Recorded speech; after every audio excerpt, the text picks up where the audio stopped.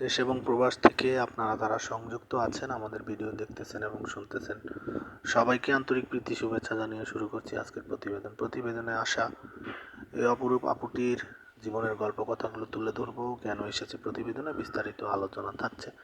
তো আপুটি দেখতে খুবই চমৎকার, ওনার গায়ের রঙ ফর্সা, উচ্চতা 5 ফুট 3 ইঞ্চি লম্বা, স্বাস্থ্য ভালো, পড়াশোনা 8ম শ্রেণী পাস।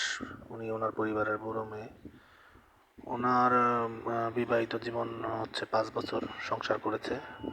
তো দুর্ভাগ্যবশত হাজবেন্ডের সাথে আপনার পারিবারিক কলহের জেরে আপনার ডিভোর্স হয়ে যায়। ওনার একটি 2.5 বছরের ছেলে সন্তান আছে।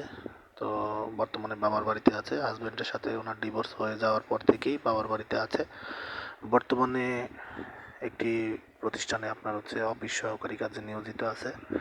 তো ওইখান থেকে যতটুকু স্যালারি আসে নিজের এবং বাচ্চার খরচটা চালায় এবং পরিবারকে সাপোর্ট করে। ওনার ফ্যামিলিতে ওনার বাবা মা আছে, আর ওনার আরেকটা বোন আছে, বোনটি পড়াশোনা করে, ছোট বোন।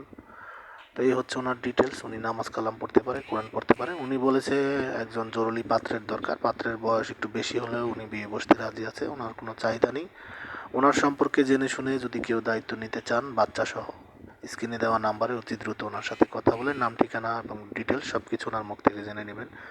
আর আমাদের চ্যানেলের সাথে যারা ছিলেন সবসময় থাকবেন। চ্যানেলের ভিডিওগুলো নিয়মিত যারা দেখছেন, প্রত্যেকটি ভিডিওতে একটি করে লাইক কমেন্ট শেয়ার করবেন, চ্যানেলটিকে সাবস্ক্রাইব করে রাখবেন, পাশে থাকবেন। আপনাদের সাপোর্ট আমাদের খুবই দরকার। সেই প্রত্যাশা নিয়ে আজকের মতো এখানে বিদায় নিচ্ছি। সবাই ভালো থাকুন, সুস্থ থাকুন, স্বপ্নের ছোঁয়া এবং স্বপ্নভূমি চ্যানেলের সাথে থাকুন। আসসালামু আলাইকুম।